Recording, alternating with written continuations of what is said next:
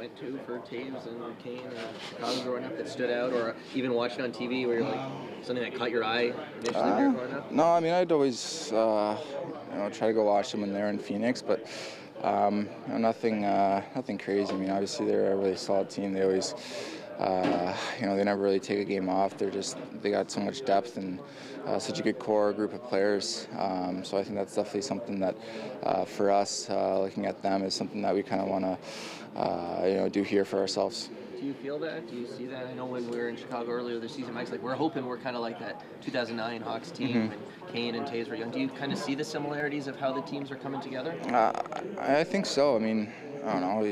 We're still in our first season. We're trying to make a push for the playoffs, and I think that's the most important thing. But when you look at their core group of players that have been there since those guys first came into the league, I mean, they're still pretty much all together, and I mean, they're still winning. So that's definitely something that you look at and look at our team and this young group of core players and say, we want to be able to do that as well. You mentioned they'll be a tough opponent. How do you build on that momentum from Tampa into tonight?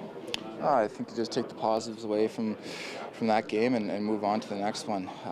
These are all important games for us. We need to make sure we're getting 2 points out of these games, and for them, they have a little bit more breathing room than us. So we definitely need to make sure we come out and start on time.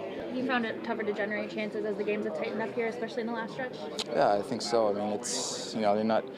You look at the score or the shots on goal. I mean, it's not. You're not seeing as many shots as you were at the beginning of the season. Scoring chances are definitely down. I mean, teams were playing really defensive, so you kind of see that. And I mean, obviously our 2 games in Florida weren't exactly tight, but especially the 3 games we played before. I mean, those are all 1-goal games, so that's basically how it is going to be from here on out.